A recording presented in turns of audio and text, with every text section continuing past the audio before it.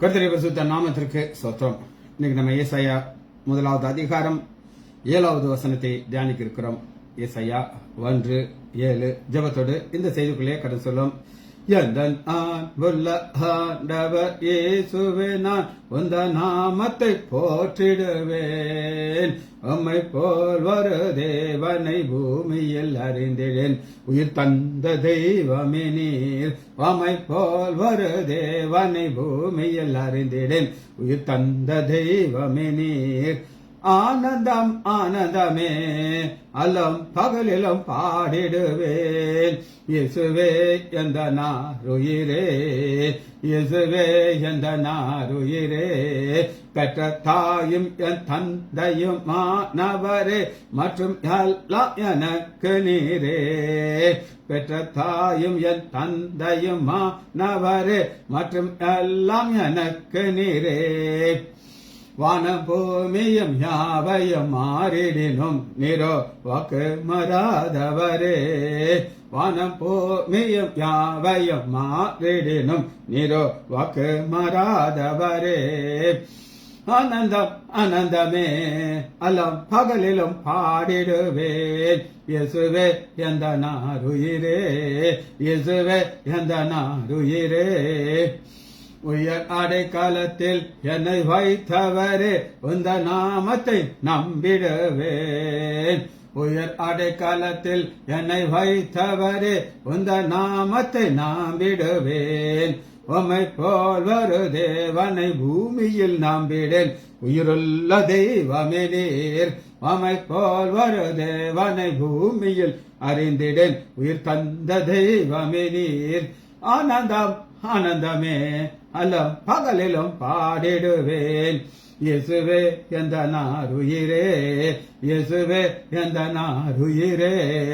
பான்வெளியுமோ பெரும் பேர் புகழோ, பண ஆஸ்தியும் வீணல்லவோ. பான்வெளியுமோ பெரும் பேர் புகழோ, பண ஆஸ்தியும் வீணல்லவோ.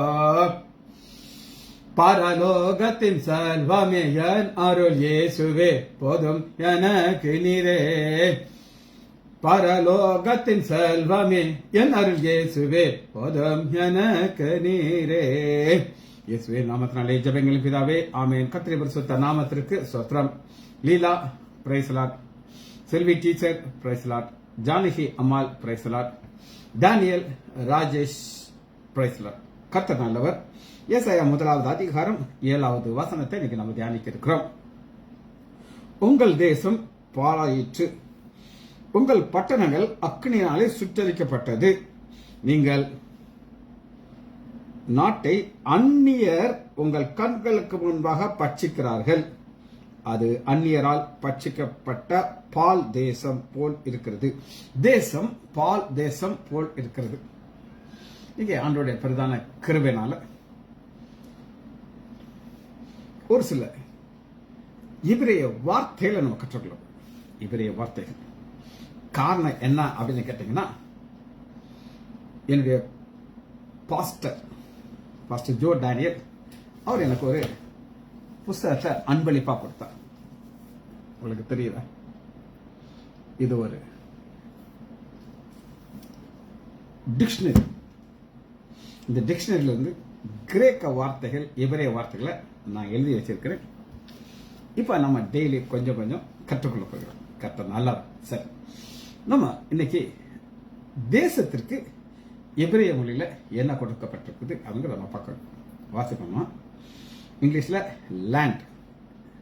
அந்த இங்கிலீஷ் வருகிற லேண்ட ஜிஇ, கிவுக்கு வருது கிவ், ஜிஇ, கி அப்படிங்கிற ஒரு வார்த்தை இருக்கு. இந்த வார்த்தையுடைய அர்த்தம் என்ன அப்படின்னு நீங்க கேட்டீங்கன்னா, ஒரு கடல் இருக்குது, கடலை தாண்டி ஒரு நிலப்பரப்பு இருக்கு. அழகு. கடலை தாண்டி இருக்கிற நிலப்பரப்புக்கு கி அப்படின்னு அவங்க சொல்றாங்க. வசனத்தை பார்ப்போமா? கடலை தாண்டி இருக்கிற நிலப்பரப்பை நம்ம முதல் பார்க்க இருக்கிறோம். முதல் வசனமாக எடுத்துக்கொள்வோமா? மார்க்கு 4வது அதிகாரம் முதல் வசனம். மார்க்கு 4:1. அவர் மறுபடியும் கடல் ஓரத்திலே போதகம் பண்ண தொடங்கினார். கடல் ஓரத்திலே போதகம், கே ஜிஇ கே லேண்ட், ஆனா அது பக்கத்துல கடல் இருக்கணும். அதுதான் இந்த மாதிரி ஒரு கேங்கிற வார்த்தையை யூஸ் பண்றாங்க. மார்க் 4:1, 6வது அதிகாரம் 47. மார்க் 6:47. சாயங்காலம் ஆன போது படகு நடு கடலில் இருந்தது. அவரோ கடலிலே தனியா இருந்தானா, கே அந்த கடல் ஓரத்துல ஆண்டவராக இயேசு கிறிஸ்து தனியா இருக்கிறார். அங்கிருந்து தான் கடல் மேல் நடந்து வந்தான். சோ இன்னொரு வசனத்தை நான் உங்களுக்கு வாசிக்கிறேன். லூக்கா 5வது அதிகாரம் 3வது வசனம். லூக்கா 5:3. அப்பொழுது அந்த படகுகளில் ஒன்றிலே ஏறினார். அந்த பிரசங்கம் பண்றதுக்கு மக்கள் எங்க இருக்காங்கன்னா, கடலுக்கு பக்கத்துல இருக்க நிலத்துல இருக்கிறார். சரி, ஒரு வார்த்தை நான் உங்களுக்கு கற்றுக்கொடுத்தேன். அது கே ஜிஇ. இரண்டாவது ஒரு வார்த்தை என்ன அப்படின்னு கம்யூனிட்டி. அதுக்கு கோரா, கோரா, CHORA, கோரா. கோராங்கிறது என்ன அப்படின்னு கேட்டீங்கன்னா, ஒரு நாட்டில் இருக்கிற ஜனத்தை குறிக்கிறது கோராங்கிற ஒரு எபிரேய வார்த்தை. வாசிப்போமா? மார்க் 1வது அதிகாரம் 5வது வசனத்திற்கு கொராங்கிற ஒரு வார்த்தை கொடுக்கப்பட்டிருக்கு. 1:5. அப்பொழுது யூதயா தேசத்தார், கோரா யூதயா தேசத்தார், அந்த தேசத்தார் யூதயாங்கிற ஒரு நாட்டில் இருக்கிறாங்க. அப்படிப்பட்டதுக்கு ஒரு கொரா அப்படிங்கிற ஒரு வார்த்தை இருக்குது. லூக்கா 15வது அதிகாரம் 4வது வசனம். லூக்கா 15:4. உங்களில் ஒரு மனுஷன், 15:4.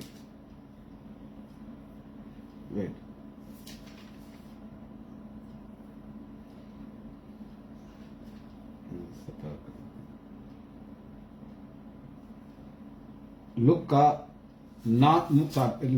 3:1. திபரியன் ராஜபாரியம் பண்ணுற 15ஆம் வருஷத்திலே ஒரு கூட்டத்தாரை பார்க்கிறோம். அது யூதேயா தேசத்தார் அப்படின்னு பார்க்கிறோம். அப்ப 2 வார்த்தை உங்களுக்கு சொல்லிக் கொடுத்து, ஒரு வார்த்தை கே ஜிஏ கடல் ஓரத்தில் இருக்கு. ஒரு ஏரியா பக்கத்தில் இருக்கிற மக்களுக்கு நம்ம கொரா அப்படின்னு பார்த்தோம். மத்தேயு 4:16 வாசிப்போம். மத்தேயு 4:16.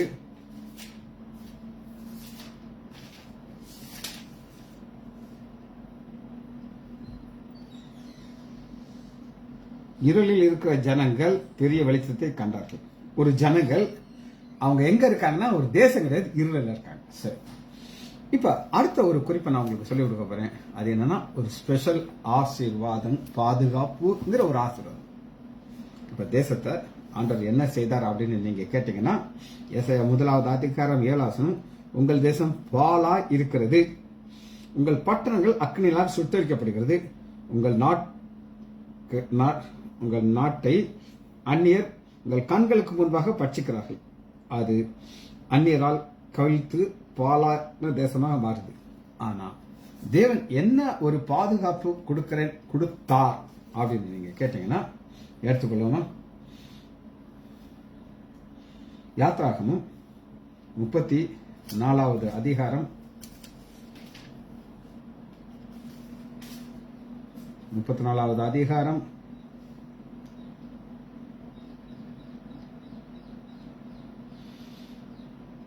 23வது வசனம். என்னன்றதை நான் உங்களுக்கு சொல்லிடுறேன், அதுக்கப்புறம் நம்ம அதை தியானிக்க இருக்கிறோம். நம்பர் 1 என்ன அப்படின்னு கேட்டீங்கன்னா, ஆண் பிள்ளைகள் தேவனை ஆராதிக்க தேவாலயத்துக்கு வரணும். 7 நாட்கள் அவர்கள் தேவாலயத்தில் இருக்கணும். ஆண்டோடைய பண்டிகையை அவங்க அனுசரிக்கணும். இது பிக்சட் டேஸ், அந்த டேஸை மாற்ற முடியாது. அந்த நேரத்தில் ஆண்டவர் என்ன சொல்கிறார், என்ன வாக்கு கொடுக்கிறார்னா, அந்த நேரத்தில் எந்த ஒரு எதிரியும் உங்க தேசத்தை தொடவே மாட்டான்.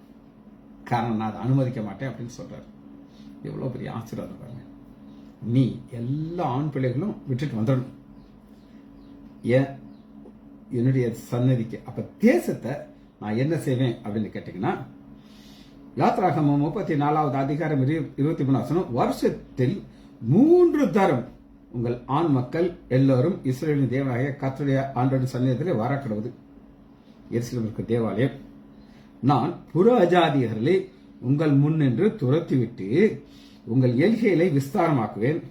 வருஷத்தில் 3 தரம் உங்கள் தேவனாகிய கர்த்தருடைய சன்னதிக்கு முன்பாக காணப்பட்டிருக்கும் போது ஒருவனும் உங்கள் தேசத்தை இச்சிப்பது இல்லை. உங்களால யோசிச்சு பாருங்களேன். இந்த எதிரியெல்லாம் காத்துக்கிட்டு இருப்பான், எப்படா இவனுங்க போவாங்க, நாங்க வந்து அட்டாக் பண்ணி அவங்கள அப்படியே அழிச்சிருவோம் அப்படின்னு சொல்லி. நான் பாதுகாப்பேன், அது என் பொறுப்பான்னு ஆண்டவர் சொல்கிறார். இதே சம்பவத்தை நீங்க திரும்பவும் பார்க்கலாம். லேவியராகமம் 23வது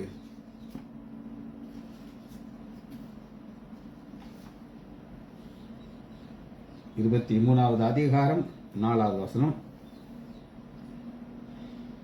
சபை கூடி வந்து பரிசுத்தமாய் ஆசரிக்கும்படிக்கு குறித்த நாட்களில் கர்த்தருடைய பஸ்கா பண்டிகை 1ஆம் மாதம் 15ஆம் தேதி சொல்லி அந்த டேட்டை ஸ்பெசிபிக்கா கொடுத்திருக்காரு.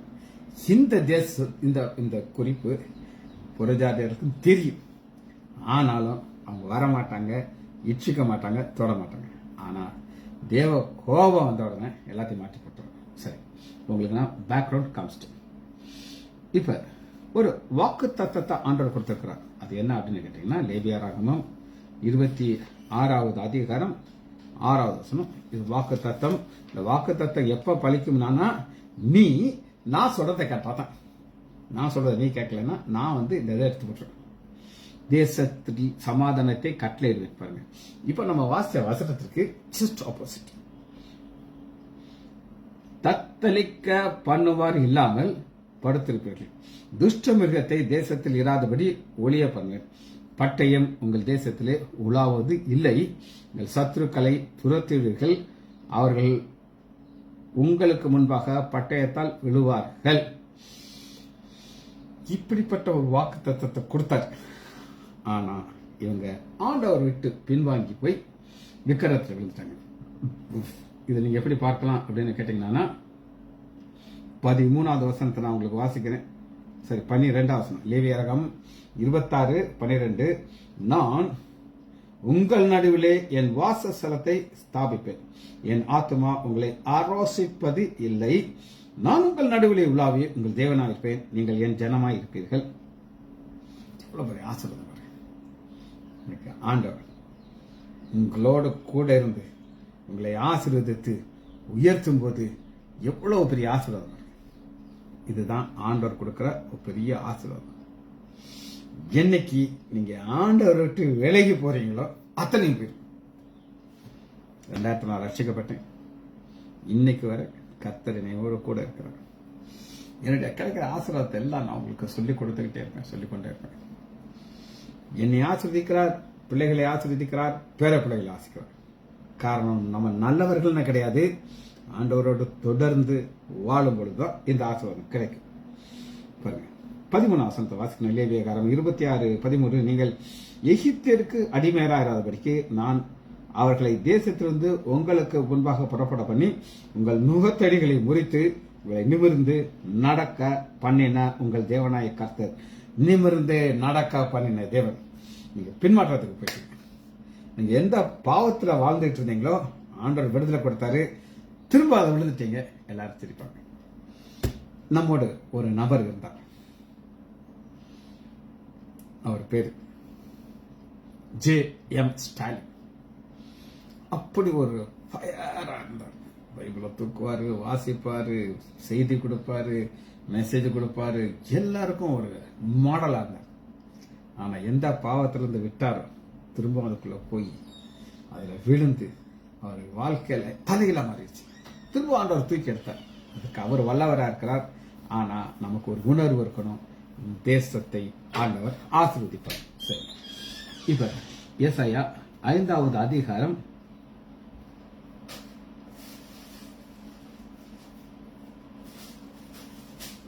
எஸ்தர் இன்னொரு வருஷம் வாசியும். உபாகம் 28வது அதிகாரம் எடுத்துக்கீங்க. உபாகம் 28:8-9. கர்த்தர் உன் களஞ்சியத்திலும் நீ கையிட்டு செய்யும் எல்லா வேலையிலும் உனக்கு ஆசீர்வாதத்தை கட்டளையிடுவார். கையிட்டு செய்கிற காரியத்தை. இந்த வசனம் எனக்கு ரொம்ப ரொம்ப ரொம்ப ரொம்ப பிடிக்கும். ஏன் அப்படின்னு கேட்டீங்கன்னா, நம்ம ஒரு தொழிலை செய்யறோம், அங்க ஆண்டவர் நம்மளை ஆசீர்வதிப்பார். ஒரு எதிர்மறையான ஒரு ஆளை நான் உங்களுக்கு காட்ட போகிறேன். எங்க வீட்டில் எதிர்த்து ஒருத்தர், உங்க வீட்டில் மருமகனாக ஒருத்தர் வந்தார். வரும்போது நல்லா ஒல்லியா இருந்தார். ஆனா அவங்களுக்கு ஒத்த பொம்பளை பிள்ளை. அதனால ஒரு 10 நாள் போட வேண்டிய அந்த மாப்பிள்ளை சாப்பாடை வருஷக்கணக்காக போட்டாங்க. இந்த மாதிரி பால் மாதிரி ஆயிட்டார். அவர் எங்க போய் வேலை சேர்ந்தாலும் அது ஒன்றும் இல்லை. சிவகாசியில் போய் ஒரு ஃபேக்டரி அங்கே போய் சேர்ந்தார். கரெக்டாக 2 மாசத்துல அது மூடிட்டாங்க. விருதுநகர் வந்தார். ஒரு மேக்ஸ் ஃபேக்டரியில் போய் வேலைக்கு சேர்ந்தார். அது தீப்பிடிச்சு எரிஞ்சிருச்சு, மூடிடுச்சு. எல்லா பசங்கள்லாம் சொன்னாங்க, கையெடுத்து கும்பிட்டு, அப்பா நீங்க எல்லாம் மக்கள் நல்லா இருக்கட்டும், நீயா சொந்தமா ஏதாவது தொழிலை செய், மற்றவங்க வாழ்க்கையில மண்ணள்ளி போட்டுறாத அப்படின்னு சொன்னாங்க. இவரும் யாரோ சொன்னாங்க, இந்த பொம்பளைகள்லாம் நகை பாலிசி நல்லா யூஸ் பண்ணுவாங்க, நீ ஷேடோலாம் வாங்கி நல்லா லாபத்துக்கு விற்கலான்ட்டு. அவரும் அதெல்லாம் நம்பி ஒரு பெரிய டப்பால எல்லாத்தையும் வாங்கி ஒரு இடத்துல வச்சாரு. ஒரு காத்து அடிச்சிச்சு, அந்த டப்பா மேல இருந்து கீழே விழுந்து எல்லா பாட்டிலும் அடிச்சு நொறுங்கி போச்சு. பார்த்துக்கோங்க, ஒருத்தர் கையிட்டு செய்யற காரியத்தை ஆண்டவர் ஆசீர்வதிக்கிறதும் முடியும், சபிக்க முடியும். இதை நான் பார்த்துருக்கேன். இது ஆண்டவர் கொடுக்கிற ஒரு விசேஷமான ஒரு ஆசீர்வதிப்பு. இப்ப தேவனுடைய கோபத்தை நான் உங்களுக்கு காட்டப்படுறேன். தேவனுடைய கோபம். எரேமியா 19:8. எரேமியா 19:8. இந்த நகரத்தை குறித்து நான் உங்களுக்கு வார்த்தைகள் சொல்லிவிட்டேன். இப்ப பாழாக்கவும் ஈசலிட்டு நிந்திக்கிற நிந்தையாகவும் வாய்ப்பேன். காரணம் விக்கிரகம். அந்த விக்கிரகம் அவருடைய இருதயத்துக்குள்ள வந்துருச்சு. நம்முடைய இருதயம் எப்படி இருக்கும் அப்படின்னு கேட்டீங்கன்னா, அதுக்குள்ள வசனம் நிறைஞ்சிருக்கும். ஆண்டவரை குறித்த காரியம் நிறைய இருக்கும். இந்த வைன்ஸ் டிக்ஷனரிங்கிற ஒரு புத்தகம் எனக்கு கிடைச்சிச்சு. இது என்னால் இதுக்கு யாரும் சொல்லிக் கொடுக்க யாரும் கிடையாது எனக்கு. ஆனால் நான் அதை உட்காந்து பார்த்து கொஞ்ச நேரம் ஸ்டடி பண்ணி ஆவியானோட ஒத்தாசையோடு நான் உங்களுக்கு வசனத்துக்கு விளக்கத்தை நான் சொல்ல ஆரம்பிச்சிருக்கேன்.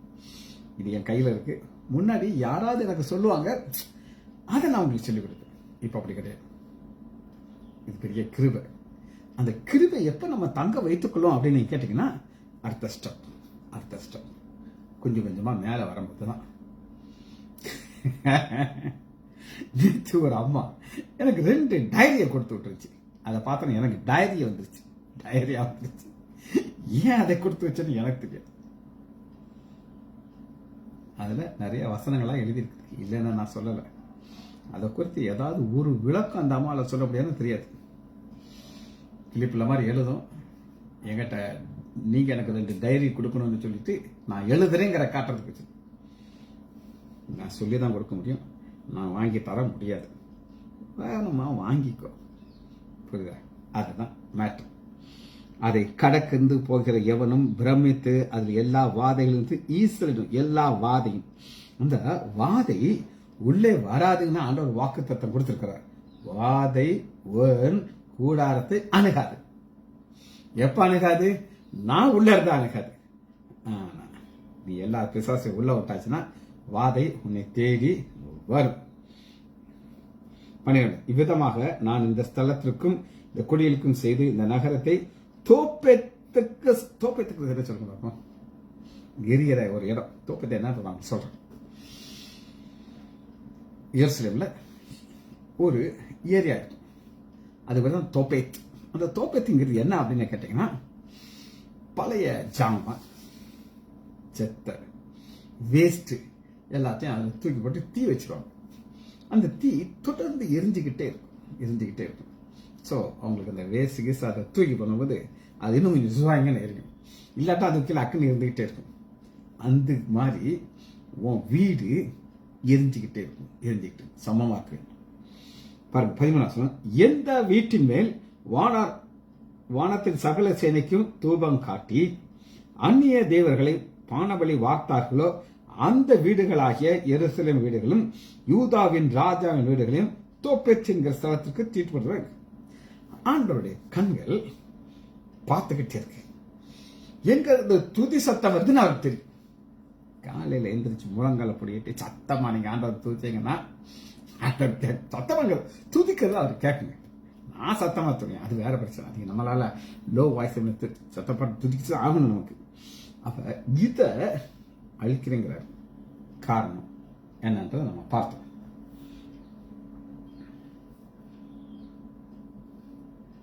எசாயா 24வது அதிகாரம்.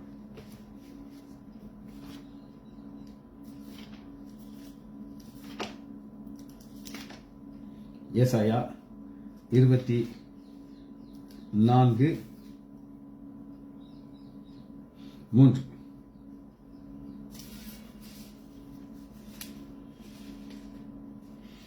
தேசம் முழுவதும் கொள்ளையாகி, தேசம் முழுவதும் கொள்ளையாகி முற்றிலும் வெறுமையாகும். இது கர்த்தர் சொன்ன வார்த்தை. தேசம் புலம்பி வாடும், பூமி சத்தமற்று உலர்ந்து போகும். தேசத்து ஜனங்கள் உயர்ந்தவர்கள் தவிப்பார்கள். தேசம் தன் குடிகளின் மூலமாய் தீட்டுப்பட்டது. தேசம் தேசம் தேசம். ஆண்டவர் எந்த தேசத்தை ஒரு உன்னதமான இடத்துக்கு கொண்டு வந்தாரோ அதை விட அசிங்கமாக ஆக்கி விட்டுட்டார். இது அவரால். காரணம் என்ன அப்படின்னு கேட்டீங்கன்னா 5வது வசனம், நித்திய உடன்படிக்கை முறித்து போட்டார்கள். இது நிமித்தம் சாபம். நித்திய உடன்படிக்கை ஆண்டவர் ஆபிரகாமுக்கு கொடுக்கிற ஆசீர்வாதம் தொடர்ந்து சந்ததிக்கு வருது. அவங்க என்ன செஞ்சாங்க? அதை முறித்து போட்டாங்க. இதனுடைய காரணம் என்ன அப்படின்னு கேட்டீங்கன்னா, ஆண்டோடைய கோபம் எப்படி எவ்வளவு நாள் வரும் அப்படின்னு கேட்டீங்கன்னா, உபாகமம் 28வது அதிகாரம் 28:51.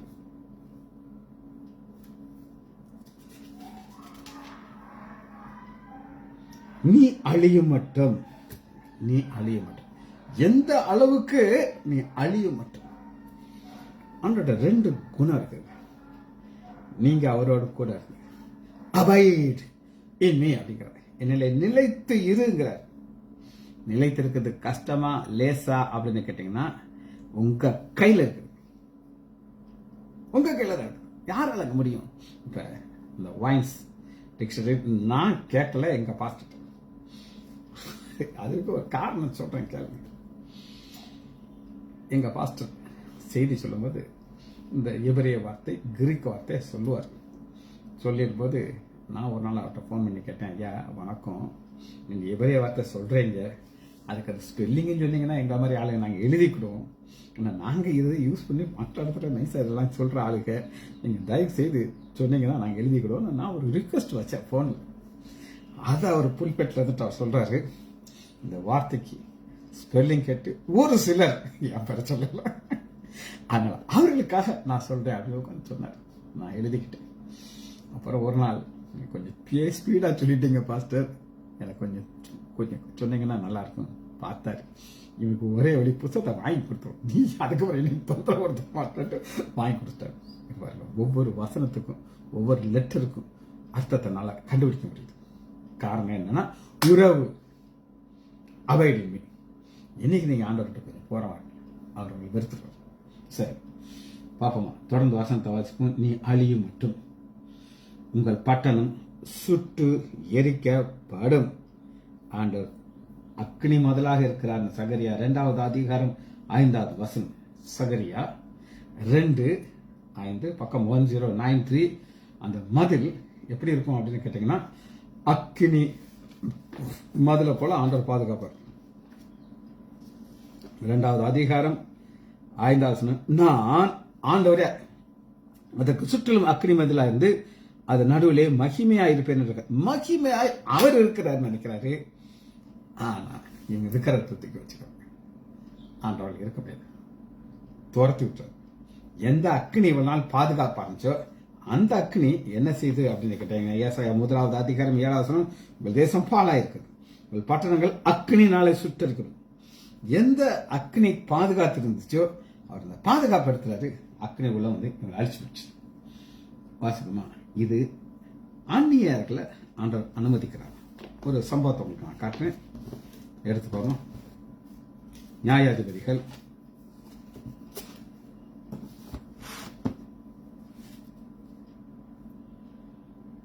6வது அதிகாரம் 1 வசனம். நியாயாதிபதிகள் 6:1.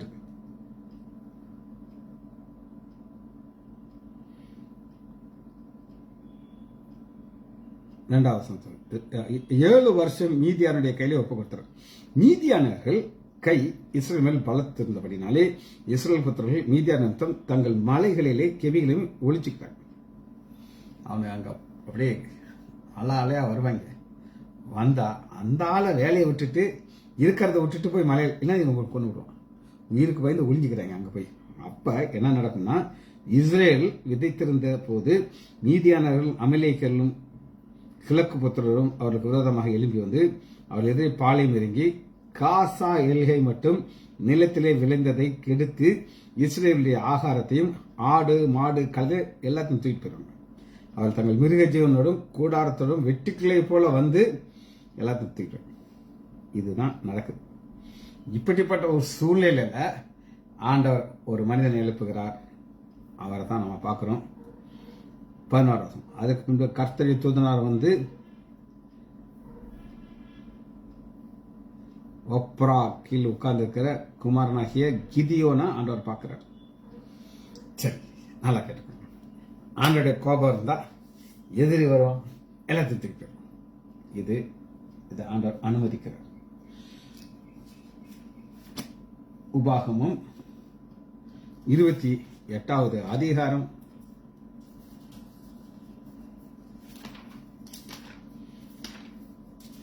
2 வகையான காரியத்தை உங்களுக்கு நான் சொல்லித்தர போறேன். 28வது அதிகாரம் 32வது வசனம். தேவனுடைய கோபம் இந்த இஸ்ரேல் மக்கள் வருது. அப்ப ஃபர்ஸ்ட் என்ன செய்வார் அப்படின்னு கேட்டீங்கன்னா, உங்களுக்கு நான் எதிரி அனுப்புவேன், பாபிலோன் ராஜா வருவான், வந்து உங்களை அப்படியே சிறைப்பிடித்து அவன் இடத்துக்கு கொடுப்பேன். அங்க 70 வருஷம் உங்களை வச்சிருப்பான். 70 வருஷம் முடியும் போது உங்களை அங்கிருந்து நான் விடுவித்து இங்க கொண்டு வந்துருக்கேன். அது ஒரு டைப் வாசிப்போமா. அது 28வது அதிகாரம் 30. உன் குமாரன் 32. உன் குமாரர் உன் குமார்த்தி அந்நிய ஜனங்களுக்கு ஒப்பு கொடுக்கப்படுவார்.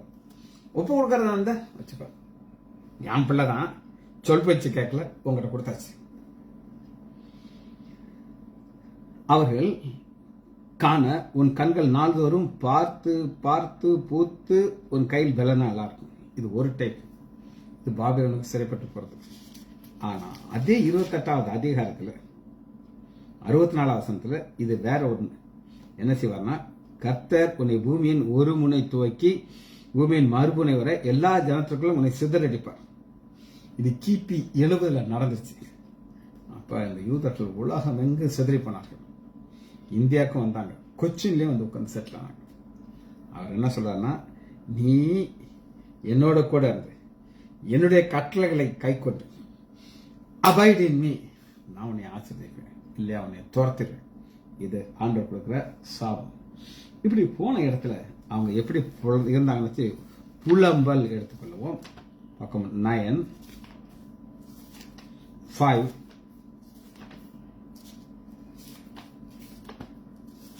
9:5-7 புலம்பல் 5வது அதிகாரம் 2வது வசனம். எங்கள் சுதந்திரம் அந்நியர் வசனம். இவங்க இருந்த இடத்துல அந்நியர் வந்து உட்கார்ந்தாங்க. கிபி 70 மாசம். எங்கள் வீடு புறதேசத்தார் வசமாக தாண்டி போயிடுச்சு.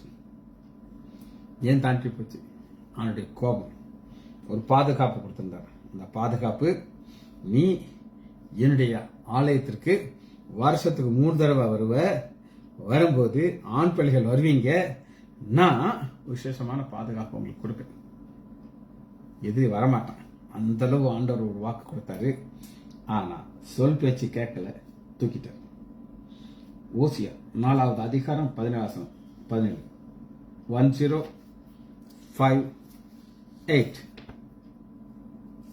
1058 ஓசியா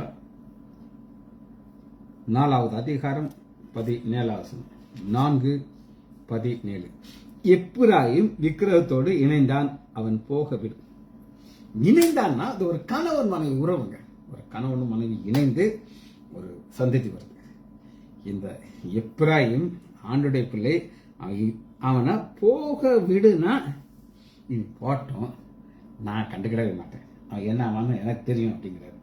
8வது அதிகாரம் 14வது வசனத்துல தன்னை எப்படி ஆண்டவர் காட்டுறான்னு மட்டும் பார்த்து இந்த செய்தியை முடிக்க போறேன். 8:14 ஓசியா, இஸ்ரேல் தன்னை உண்டாக்கினவரை மறந்து